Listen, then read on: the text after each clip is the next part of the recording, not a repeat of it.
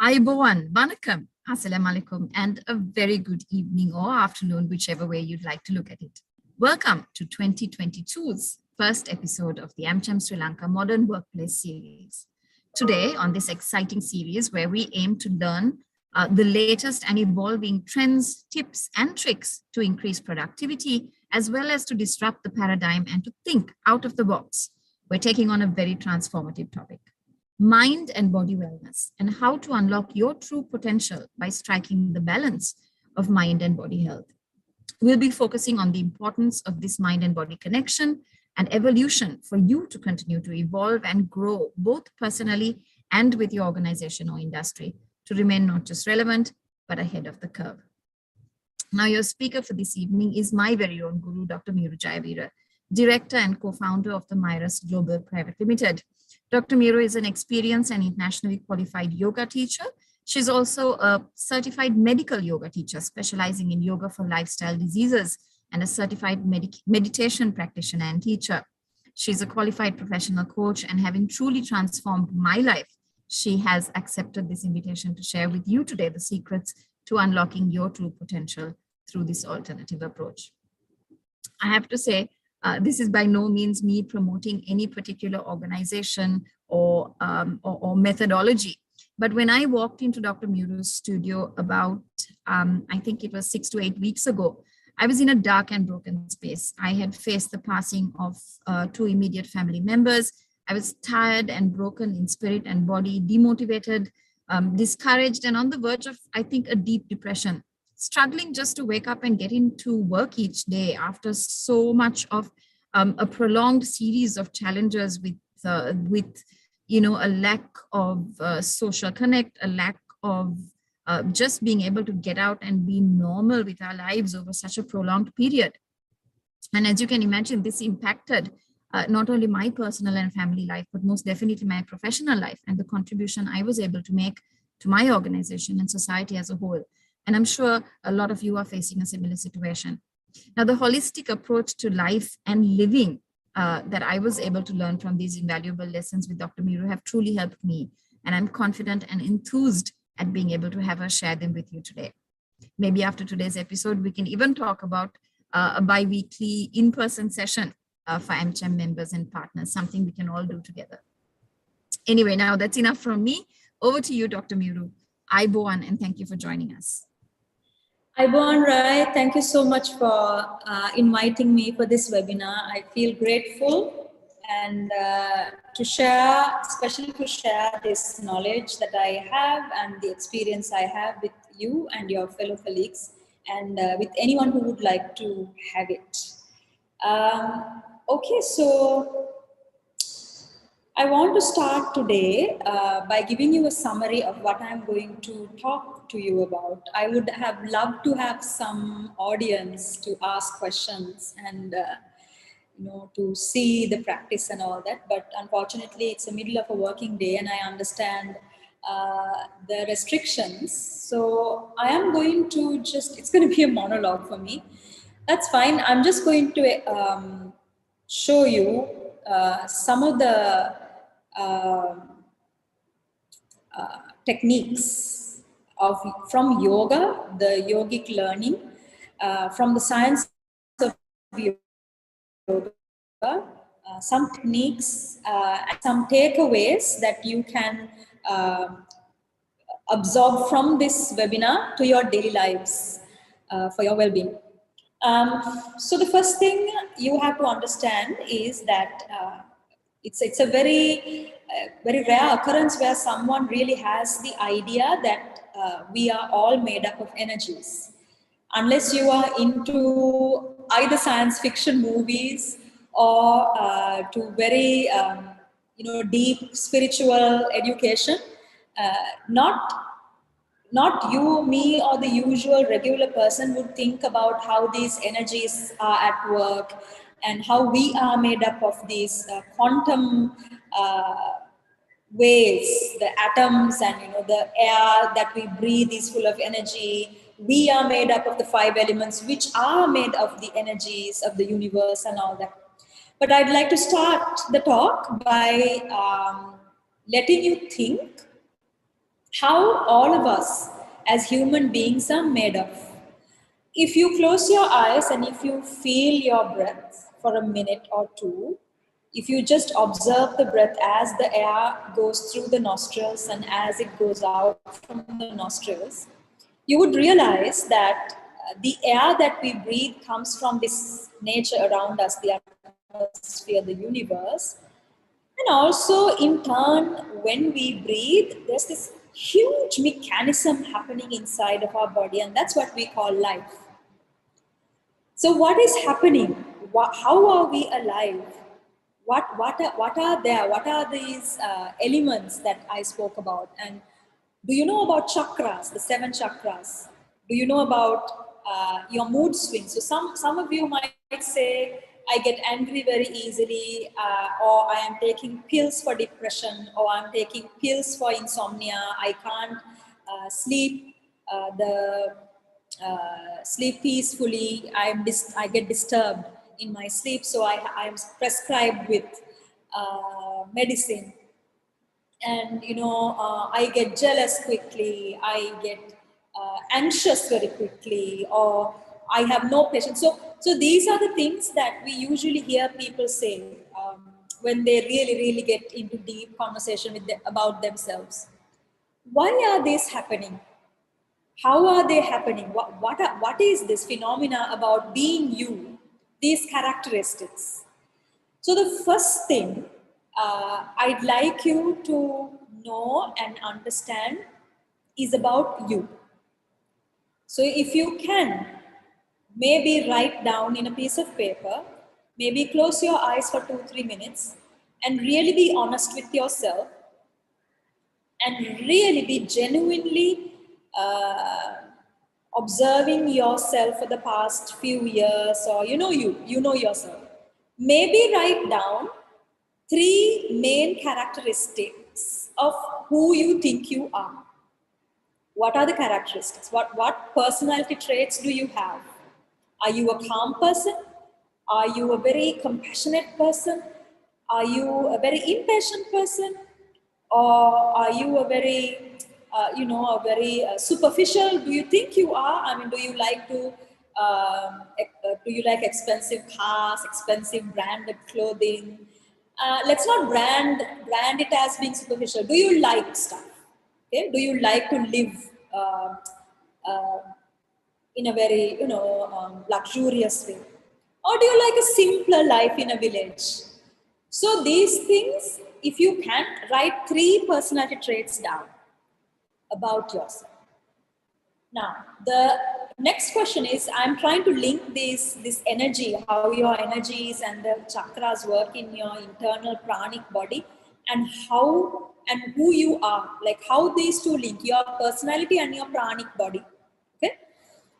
um, Sometimes, now I will tell you, okay, write down in a piece of paper three characteristics. But if you really close your eyes, you will be in a dilemma. Am I like this? No. I'm also compassionate. Am I impatient? No. I can also be patient. So right now, you haven't really studied yourself. So this is why in yoga, we have something called swadhyaya. Swadhyaya is self-reflection.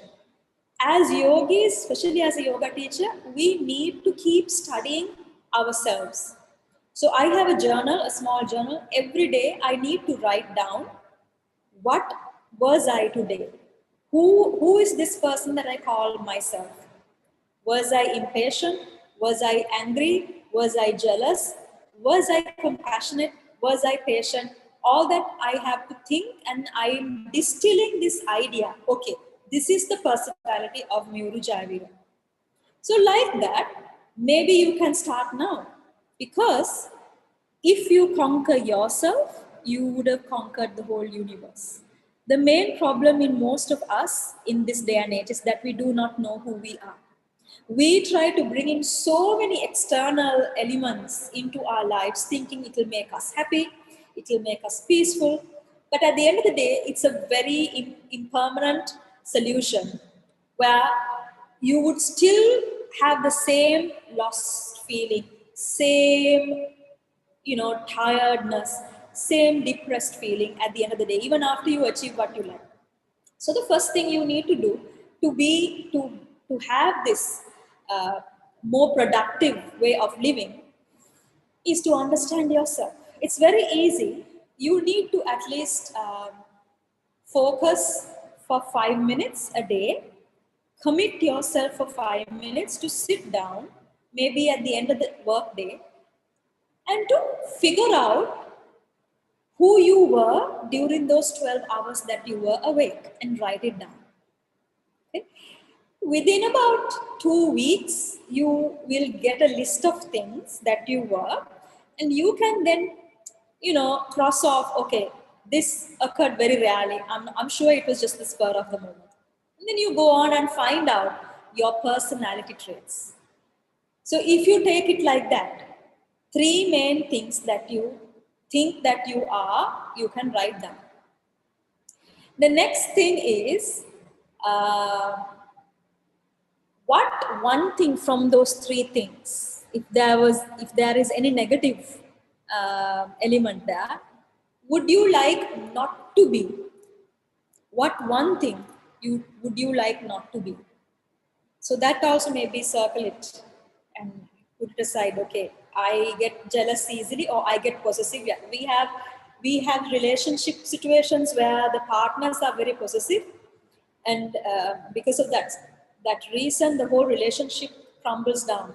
There is love, definitely there is love. There's too much attachment. Because of too much attachment, there's so many problems, fights,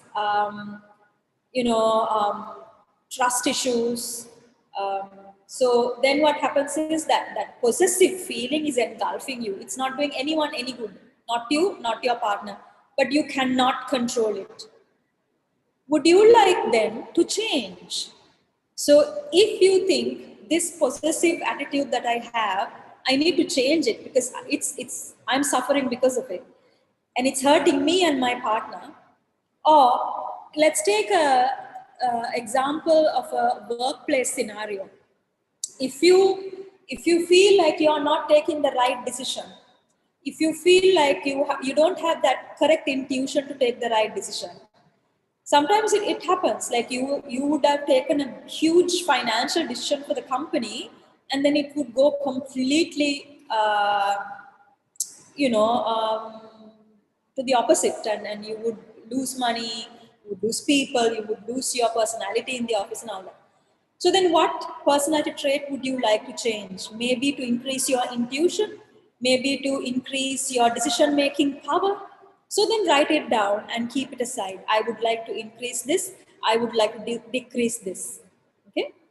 In yoga, there are techniques, there are things you can do with your pranic energy to reset your lifelong, your sansaric habits. You can completely go back and erase and come back the habits that you have made who you are, the person that you are. Your personality is made up of personality traits. So some of the personality traits you wouldn't like, and you would like to change them for the better. Okay? So if you need this kind of reset, there are few techniques, and I'm going to share it with you, that you can use, and you can do this, and you can tell me later what happened to your personality, if it changed or if it's still the same. So the first thing I'd like you to do every day, to breathe consciously. That's something we don't do. Our body breathes naturally, organically. Our autonomous nervous system breathes for us. But what if I say you can completely change your personality? You can completely change your stress levels with the way you breathe. You can. You have a headache? Are you reaching for a Panadol? Or are you trying to breathe in a different way and try to reduce the headache? Are you having a period cramp? Are you going to go for painkillers, or are you going to breathe in a specific way and get rid of it? Do you want to load your body with chemicals, with pharmaceuticals, or do you want to heal yourself with your own energy? Choice is yours. I'm here just to tell you how to do these things. These are techniques that ancient yogis have done for thousands of years, and that's why these things are still in the world. I'm sure these are experientially proved that they work, and that's why they're still very out there.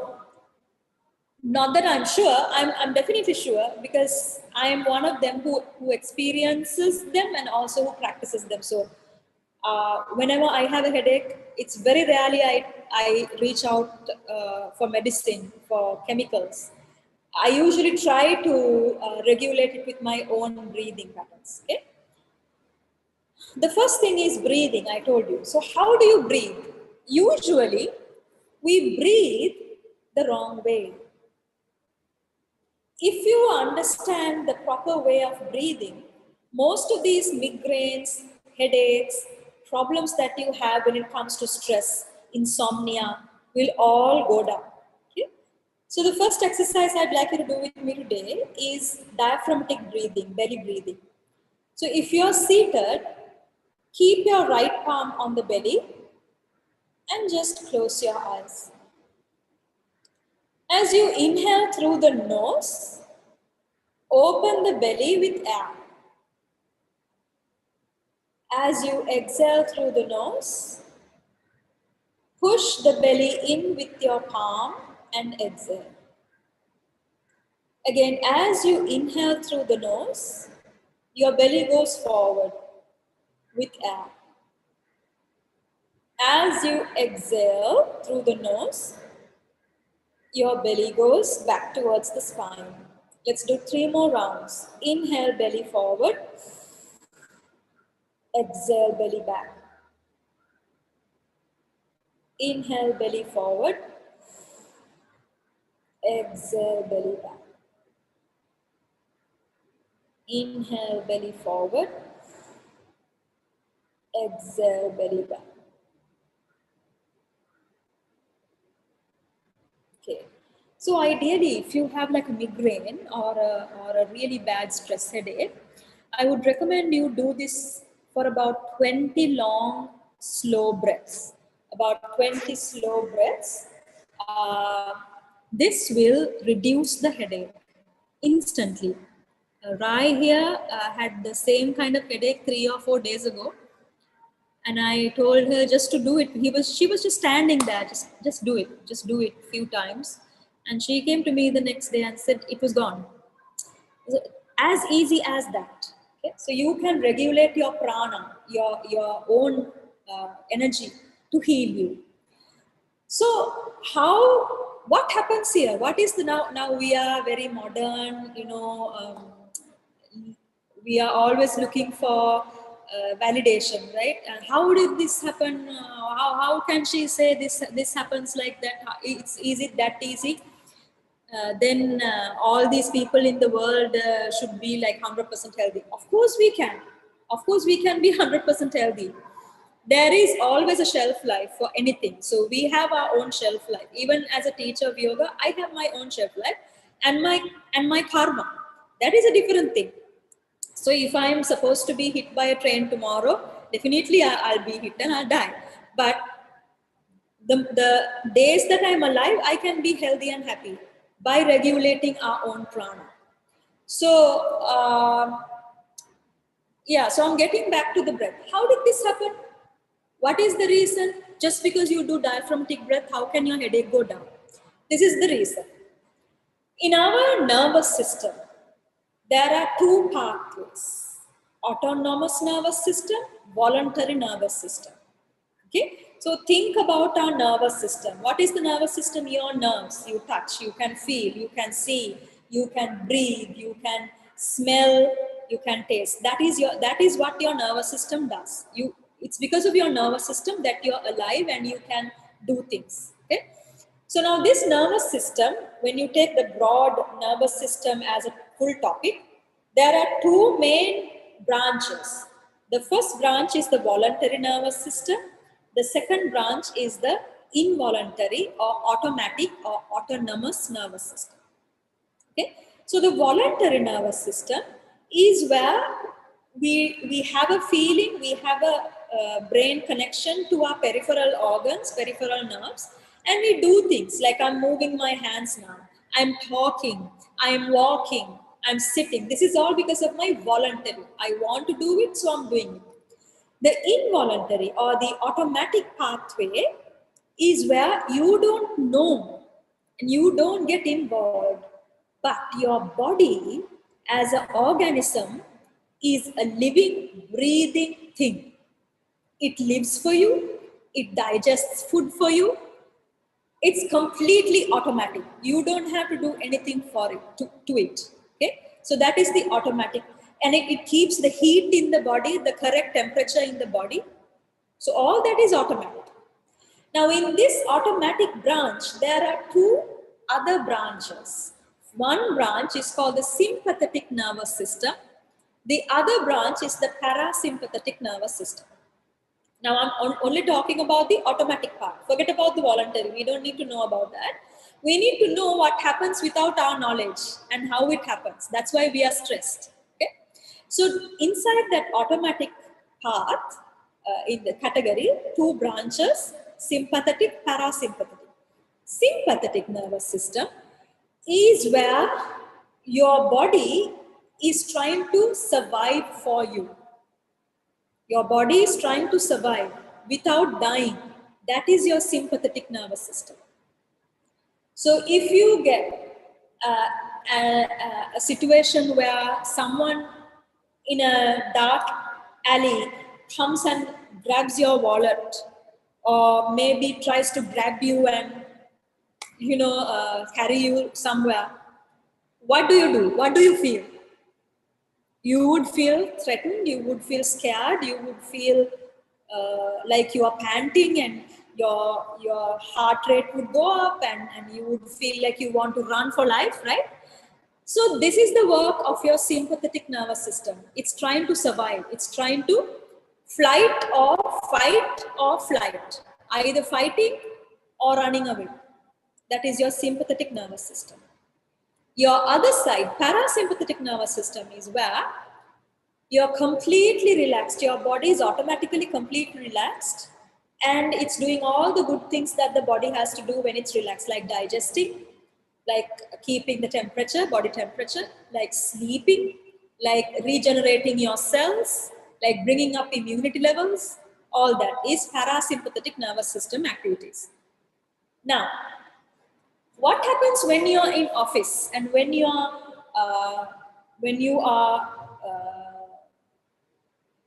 confronted with a situation where you need to have quick solutions? Will you be in the parasympathetic mode or the sympathetic mode? You would definitely be in the sympathetic mode, because you will be excited, you will be anxious, you will be nervous, you will be thinking, okay, I have to do this before this time on this day. So you would have created this timeline, this deadline thing for you, where you will need to do a few things to survive. So at the end of the day, everything boils down to your survival. So your body is reacting to it. So your brain is secreting stress hormones, cortisol, adrenaline, noradrenaline. Your eyes are dilating. Your heart is beating fast. Your muscles are contracting and ready to run, move. You are sweating. Your whole body and your parts of the body that usually has to work undisturbed, like your digestive system, like your cardiovascular system, like your endocrine system, like your other systems of the body, would temporarily collapse, because you are now trying to survive. What happens if you are always in this state of mind? I mean, this happens, yes, Maybe once a week, you might get into this mode of fight and flight. Maybe once a month, it's fine. That's fine. You need to have that too, because otherwise, why is that system there? You need to have it. You need to exercise it too. But what if throughout the working day, you are stressed? The word stressed. Your autonomous nervous system is always on overdrive. It's working. It's giving the adrenaline, it's giving the cortisol. Your eyes are always dilated. Your body is heated. Your heart rate is up. You can't breathe. You breathe shallow. What if this happens all the time? What happens to the other systems of the body? Where you need to digest your food, where you need to control your sugar levels with insulin, where you need to control your metabolic rate with thyroxine, where you need to the other hormones that is where you need to feel love with oxytocin, where you need to feel happy with serotonin. What about those hormones? It doesn't have a time or space to come through the pituitary gland to the glandular system of your body and release the hormones to your bloodstream, because you are always stressed and your cortisol and your adrenaline and noradrenaline is always working. Then what happens? All your other parts of the body, your digestive system breaks down, and then it gives rise to diabetes, IBS, irritable bowel syndrome, indigestion, constipation. Your cardiovascular system breaks down, leading to asthma, leading to coughs, leading to heart angina. My chest is paining. Okay. Why? Because it's you don't get the exercise and you don't get the proper enzymes and hormones that services that part of the body, because of the stress is taking over. Then your kidneys, your liver, all these other systems, cholesterol levels build up because you are not exercising the coronary arteries. So all these problems build up as a result of stress. Now in the World Health Organization has declared that the non-communicable diseases that people have in the world, one main factor is stress. So it's legit. Everyone talks about it. Stress can break down the whole mechanism of your body. Okay. So how do you then control this stress? One thing, you need to exactly know who you are. This is Swadhyaya. This is self-reflection. This is what I told when I first started the webinar. You need to have a few minutes in the day for yourself. Write down during the day what happened. How did you react? How you could have reacted more in a better way, to maybe deal with that situation in a better manner. Okay. Do you think you need to scrap from your personality? And what characteristic do you think you have to hone to be a better person? So this is the most important. You need to first know yourself. You need to know the root cause of stress. Okay? So once you get to know yourself, then you understand, why am I stressed? What are the causes of stress? It could be your boss. It could be the work that you do. It could be the time limitation that you have. It could be your family member complaining that you are never at home on time, you are never there for dinner, never there for lunch. And are you doing the right thing for yourself, for your family, for your business, for your job? How do you balance things? So first thing for these problems is to understand the root cause. Next thing is breathing. So I've told you the nervous system. Now it connects. When you do deep breathing, what happens to your brain? Your brain gets a signal from your cardiovascular system and your respiratory system. She's breathing really deep and she's breathing really slow, which means she is not in a stressful situation. Because if you are in a stressful situation, you won't breathe like that.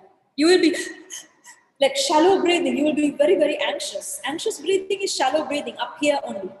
Then what happens? Your heart is beating like a little leaf, and your brain gets the idea that this person is under stress, and then it starts secreting the stress hormones. But if you take deep belly breaths, why belly breath? Because belly breath means you are completely filling up air to the lowest parts of your lungs. So if your lungs are like that, you're filling up air to the lowest parts of your lungs so that your belly comes out with the diaphragm pushing down. So your lungs are like this, and there's this muscle called the diaphragm. In Sinhala, it's called Mahaprachirya. Now, when you breathe really, really deep, the diaphragm pushes down so the belly doesn't have any space, and because of the pressure, it pops out, which means your lungs, the bottom of your lungs have taken a lot of air.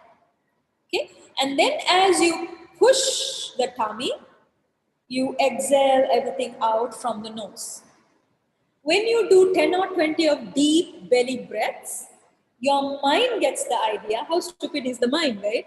I mean, that's how we are wired as Neanderthals. It has not been rewritten after that. We have apparently from I can't remember the five apes and then the human. So the final one was Neanderthal. Up to Neanderthal, the brain has evolved. After that, after the human, it's still the same. So we are still in the cave age mind mentality. Okay. So in the cave ages, our sympathetic nervous system would have worked like this. A tiger comes to the cave, you bring the axe, and you get ready to fight or flight. Either you kill the tiger and you eat the meat, or you run away. So that's it. That is the system that we still have here. So now you need to relearn, unlearn and relearn. So when you breathe very deep and very slow, your brain thinks, she is not under stress. She is really relaxed. So now it's time for the other hormones to go to the correct places and, operate in a normal function. So that's why belly breathing is very important, especially if you are stressed, if you feel under stress. Just take a few minutes, sit down somewhere, take 20 deep belly breaths. Inhale through the nose as you push the tummy out. Exhale by sucking the tummy in and putting the air through the nose. Again, inhale through the nose, belly out. And belly in, air out. That is it. Okay, that's one technique that you can try next time when you feel stressed and anxious. Because the more you keep being stressed and thinking, it's not going to do any good for you. It will bring you down, even down. You will have diabetes, cholesterol, high blood pressure, angina, asthma, acid peptic disease, IBS. All these problems come up because of stress. Now, remember the personality trait that I asked you if you want to erase something of yourself and rewire the brain, and I told you you can. This is how. 3 steps, okay? But you need to do this for 40 days. You can't do it like instant noodles. Then then everyone can be like that.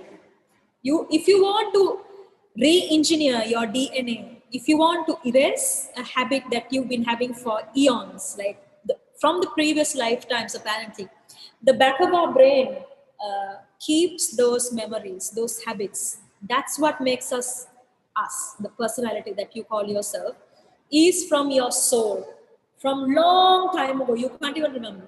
So if you've been a flighty person, chances are in this lifetime too you will be the same person, because chances are you might not have done anything to erase it.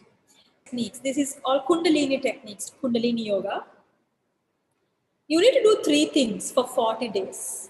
Okay? But these 3 things will only If you take the duration, it will be about maximum 15 minutes. So if you want, you can do this for 15 minutes a day for 40 days. It doesn't matter what time of the day you do it, whenever you're free, do it. Whenever you're free. It doesn't matter early morning. I mean, we never know, right? How do you do something, same thing for 40 days? It's difficult to commit to something like that. But just do it as you can, as you remember, but don't break even one day if you really want to see a change in your habits. Okay. First thing, you need to do a warm up. In yoga, this is called a kriya. Okay? A warm up. Then you need to do a pranayama, that is regulation of the breath. Then you need to do a small meditation. A meditation, when I say meditation, you would be, no, I'm not the meditating kind of person. Yeah, well, neither am I, but it's not the same kind of meditation that you see in Sri Lanka that I'm going to ask you to do. It's a very simple meditation, and you'll like it. The term meditation is so overrated here in the South Asian region, because everyone's meditating and everyone is talking about it. And it's difficult for someone of a corporate nature to even think about it, because meditation, no way, I'm not that kind of person. I am the Friday night TGIF kind of person. Even a TGIF kind of person can meditate, and I'll tell you how. First thing, the sequence is a pranayama, a kriya, and a meditation. So the first is pranayama. Now remember, I taught you the belly breathing, the tummy out. Okay? Tummy out, inhale, and tummy in as you exhale. I'd like you to now do one breath. Rai, can you help me do this, because I don't have any other participant? I'm going to ask you, Rai, to breathe. Breathing is inhale and exhale both. So that's one breath. Okay?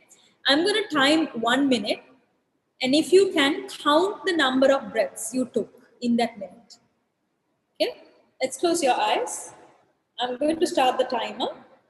Count the number of breaths you are going to take in that 1 minute. And start.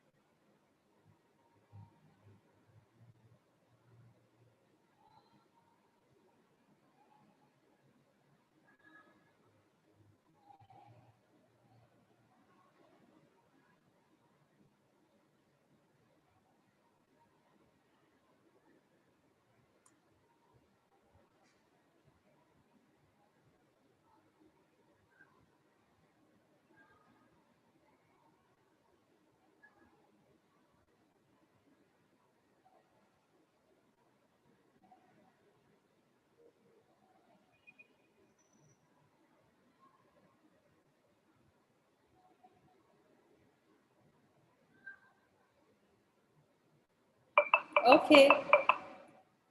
How many, right? 10. That's a good number. That's a very good number. Maybe because you are a yoga student. Okay. So normally, a normal person would breathe about 16 to 18 rounds of breath a minute. If that person is not in an anxious or a shocked or a fearful, stressful state, if that person is resting, thank you, Vasanta, 20, yeah. So a normal, not a yoga person, but a normal person would breathe about 16 to 18 breaths per minute. But now I'm going to ask you to do this special breathing technique where you will only breathe 4 times a minute. Only 4 times. Okay? Very easy. You are going to inhale very slowly, same way with your tummy popping forward, then the chest opening with air, then the shoulders going back with air, and then as you exhale, You first bring the chest down, then your tummy in. Very slow, inhale, exhale. Also, you can inhale very slowly, take the full breath as much as you can, fill up your lungs. And once you finish the inhale, you stay in a retention. Don't breathe out. Stay in a retention, and then you slowly exhale, chest down, tummy down. Okay. Now, what you need to do here is 10 counts or maybe 5 counts inhale, 5 counts retain the breath, 5 counts exhale. So let's do it.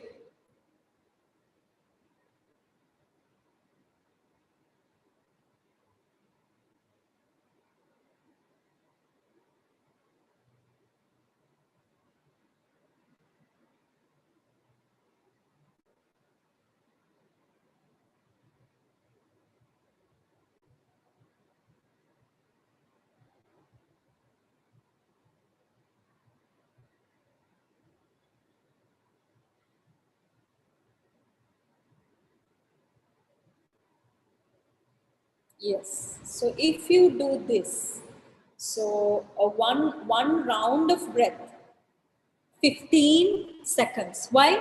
5 up, 5 stay, 5 down, 15 there. Then like that 4 times.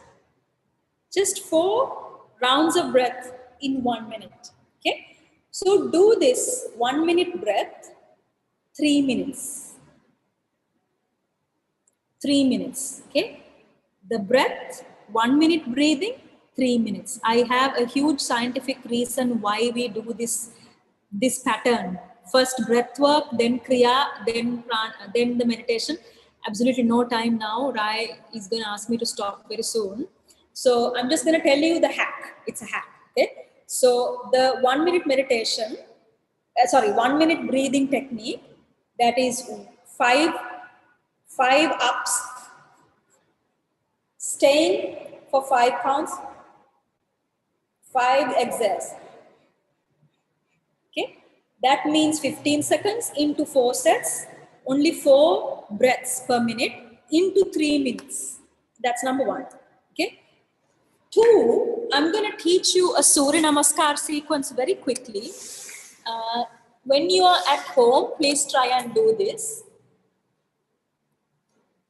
I'm going to change to AirPods Drive because. Can you hear me? Okay. So, what is Surya Namaskar? It's the warm up that we do. It's the warm up that we do in yoga. Okay. So Surya Namaskar, very easy. You have to have a mat. Please invest yourself. Invest on a mat. So you come to the top. Okay. In the inhale, you bring the arms up over the head. In the exhale, come down. In the inhale, bend both knees, bring both your legs back. And in the exhale, push the hips up and pull the head in. Okay, this is called downward facing dog. In the inhale, you can start walking forward. Exhale as you come down to top. Inhale, bring the arms up. Exhale, arms on the sides. Okay, I'll do it one more time. You have to do this with connecting the breath. All the poses to connect to some kind of inhale or exhale. Okay, so inhale, arms over the head. Exhale, coming down. Inhale, step back. Exhale, lift the hips. Inhale, walk forward. Exhale, down. Inhale, arms up. Exhale, arms on the sides. You have to do this for about at least 6 times. Okay, 6 times in the sense, 6 times. So there's no left right scenario here, just both legs are going back. So 6 times. First thing, 1 minute breath, 3 minutes. Surya Namaskar, 6 times. The final one is a meditation. For 3 minutes, You need to maybe lie down if you think you cannot sit straight and stay for 3 minutes. I'm sure you can, everyone can. Maybe on your chair, you can sit with a straight spine. Close your eyes, keep a timer on your mobile phone. For 3 minutes, listen to the sounds around you. That's all. That's all. Okay. You don't need to think about the impermanence of life. You don't need to think about death. Those are Vidarshana meditation. We need to start with Samatha. Samatha is the mindfulness area of meditation. So Samatha is being mindful of this very moment. So absorbing your environment, absorbing the sounds and understanding what's happening, and then understanding your thought patterns as they happen and observing the thoughts and the sounds just for 3 minutes. Okay, so if you can do this for 40 days, I repeat, the breath work, that is 1 minute breathing for 3 minutes, Surya Namaskar for 6 times, sound meditation for 3 minutes. If you do this for 40 days, that habit you want to get rid of, you will see it slowly um, going away from your personality, and you're slowly understanding yourself more and more and more. Your decision making power will be improved, your productivity will improve, I promise you that. The universal energies will be aligned with your magnetic field around you. We all have a magnetic field. There's no time to talk about those now. Maybe in another session I can. I was going to talk about the chakras, but no time again. So all your energy orbs in the body, the pranic body will be aligned with the universe, and you will reset your old habits. You will be a completely new person. So the decision is yours. I've given you the science, I've given you the techniques. You can try it out. Just 40 days. Save yourself 15 minutes and do it and see. Journal it. And I'm available, Rise available. You can always talk to us. Maybe do yoga. So it will be improved even more with the breath work that we do in yoga. Right? That's the time that you've given me. Thank you so much. Doc, so we have a few questions. Rashika had a few questions during the session, and she's also asked, Rashika Radha, I'm sorry. She has also asked how much time does it take to form a habit? Before Doc gets into answering that question, I'm going to just put it out there again. Please feel free if you have any questions to ask about, stuff like this, about habits, about what you can do in terms of specific, maybe stress situations. Please feel free to just post them on the Q&A box. We have about 10 to 12 minutes more, and Dr. will be happy to answer them, so feel free. Doc, over to you on Rashika's question. Rashika's, sorry. Yeah. How much time does it take to form a habit? So they say 21 days, isn't it? 3 weeks to form a habit. I mean, it depends on different sciences. Like in yoga, your habit is what you brought from samsara, from your previous lives. So whoever you are, you were, whoever, that's how you are, because your soul is akal. Akal is no kal, no time frame for your soul. It's eternal. So this physical body that we leave aside as death, but our soul keeps moving in samsara. So whatever the personality of your lifetimes of that physical body is accumulated in your magnetic field called the soul. So that's a habit. But they say it takes 21 days. But I'm sure that kind of habit you can very easily get rid of. What I was speaking about was samsaric habits, like real personality issues, like, possessive, being angry at the slightest thing, and being jealous, and things you'd really like to change about yourself. I hope that answered your question, Rashika.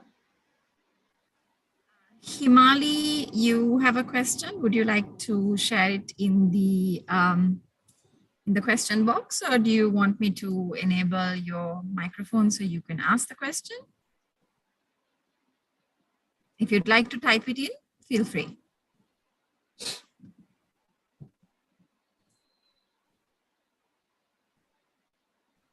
Okay, so while we wait for Himali to do that, Doctor, I have a question for you.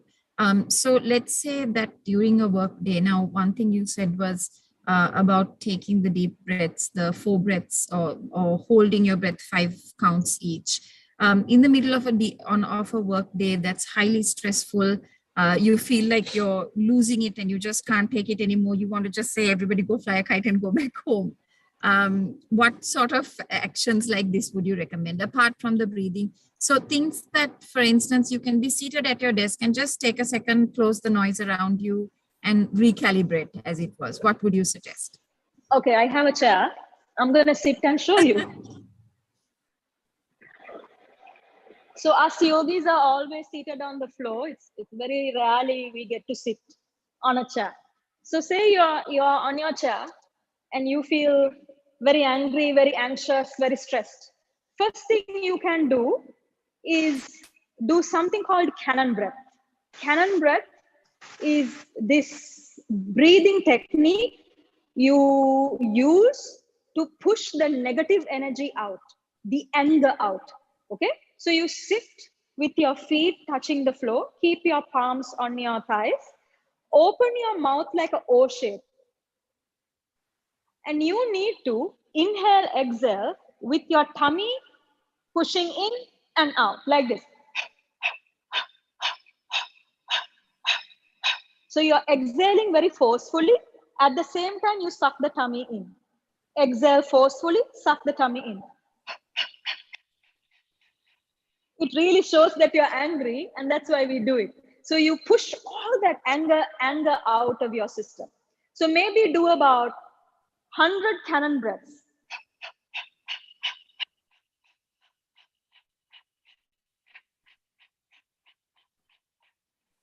Okay, then after you do about 100 cannon breaths, maybe 25 to 50 is also enough.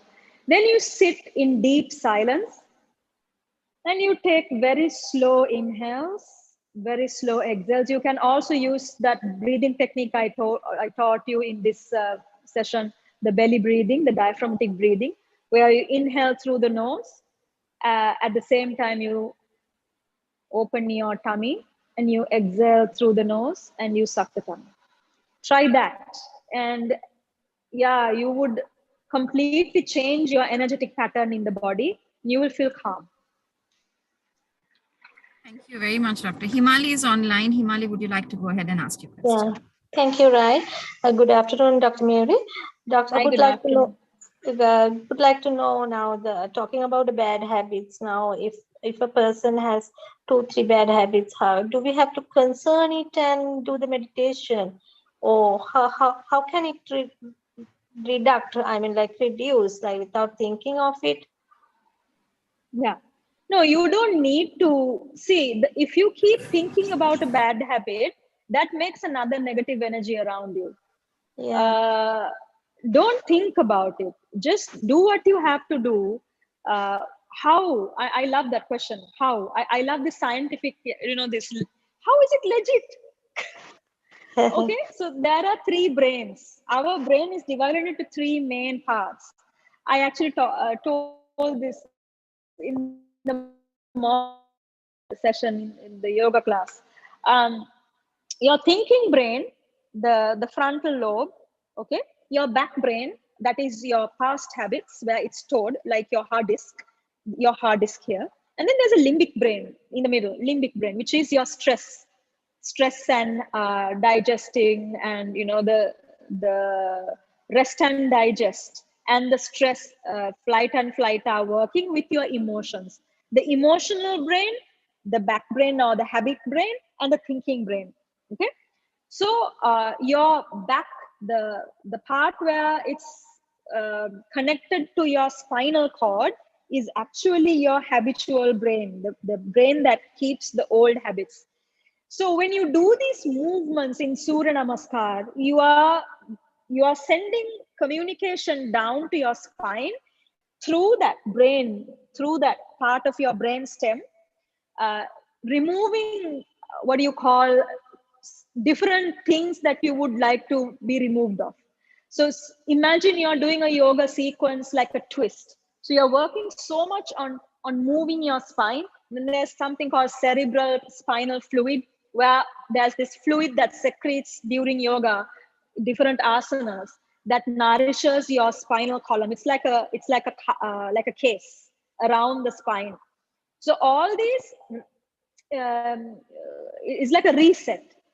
So the back brain has this habit, but if you do something that kind of brings in a different kind of energy by doing these things, the movements in Surya Namaskar, the breathing pattern changes your vayu inside your body, and the meditation completely brings all three brains into alignment by being mindful, by meditating, by only thinking about the thoughts that you have at the moment, in the present moment. Then whatever the habit that you had that you want to reset will not be able to sustain, just because you're doing something different to that side of the brain. So if you do it for 40 days, I'm sure there would be an effect. So try it out and see if it happens. I don't think you need to meditate thinking about it. Maybe that will create another negative energy around you. So don't do that. Just do the three in that sequence and see if it changes you. Keep a journal and let me know. Thank you, Doc. A couple of more questions in the Q&A box. Rashika is a psychology student, and she would like to know which hormone is secreted when you are happy, laughing, and other activities. I think you went through it a little earlier, but maybe if you could just give me. Well, serotonin is your happy hormone, the main hormone for your body to function in a very harmonious way. So when you open your eyes in the morning, waking up, and when your eyes start to figure out the world around you, rushing comes serotonin to your brain. So that's the first hormone, the happy hormone that you get. Then there are other hormones like dopamine. Dopamine comes when you feel that you've achieved something, that you've done something right, and people are praising you, people are congratulating you. You've done like a 5-kilometer run and you feel really good about yourself. That's dopamine. Oxytocin is when you love someone, when you hug a person. If you are a mom, when you come and hug your children, and when the children say nice things to you, and that unconditional love comes from oxytocin. So serotonin, dopamine, oxytocin. Endorphins are also happy hormones. So happy, laughing, all that is endorphin and serotonin and dopamine. It's a mix of happy hormones. So there's 4 main hormones for happiness. It's called DOSC, D-O-S-C, dopamine, oxytocin, serotonin, endorphins. Nice questions. What is the I can see, What is the first and last asana in Surya Namaskar? The first asana is Tadasana. It's the mountain pose. You stand straight. Okay. The last asana again is mountain pose. So you come a full circle when you start and end Surya Namaskar. Which is the best way to meditate? Close or open eyes. You can open your eyes and meditate, absolutely. Keep a candle in front of you and keep looking at the flame. If you're one of these people who can't close your eyes and you're like scratching your head and thinking of something, and you really want to open your eyes and look around, then the best thing is to keep until you get that calmness in your mind to close your eyes. The best thing is to do either walking meditation. So you can walk with your eyes open. When you keep your steps, you will have that mindfulness in your mind to keep your eyes open and walk, but still you understand each step is done with your body, your physical body, and the breathing. Throughout your walk, you observe your breath, and throughout your walk, you observe how you feel when your feet touch the floor. So that's walking meditation. Trataka, candlelight meditation. You can light up a candle and keep gazing at the flame for 10-15 minutes. That is also meditation. So you completely cut off everything else. Just keep looking at it with open eyes. You can also close your eyes and meditate. Yeah. Well, that looks like the end of the questions. We do have a comment from Mangala who says he's going to try this experience. He suffers a lot from migraines, so he's going to try this. Mangala, please do let us know how it works out for you. I'm sure the others on the session would also like to hear that. And of course, Dr. Miuru would like to hear as well. Since we have no more questions and we're 2 minutes over time, and I'm sure doctor has to get to one class or another, I will say thank you so much from the bottom of my heart, not only for taking the time and accepting AmCham's invitation to share with all our members and partners these really, really important information and learning and knowledge share with regard to how the balance between life and health and mental and physical well-being can really impact your impact on your organization and on society. We have quite a few people asking for Dr. Miuru's contact. I will go ahead and share that, the social pages as well as doctor's contact with you via email. I have all your email addresses. And I do hope that this has had a positive impact in your lives just as much as it really has had in my life. Dr. Miuru, thank you once again on behalf of the entire AmCham team and of course all of our participants here today. Aibowan. Thank you so much, Rai. Thank you for having me. Thank you everyone for all those wonderful questions. Aibowan, thank you. So of course, to all our participants on Zoom, our viewers on YouTube and Facebook, thank you for your participation. A reminder, as always, subscribe, click the alert button, and of course, share the YouTube video, which will continue to assist us in bringing these very impactful online resources to you completely free of charge, as we always do. As we conclude, a reminder from Dr. Miuru, myself, and the entire AmCham team, let's keep our physical distance, masks on, hand sanitized, immunity boosted, fingers crossed, and spirits up. Stay safe, everybody. God bless.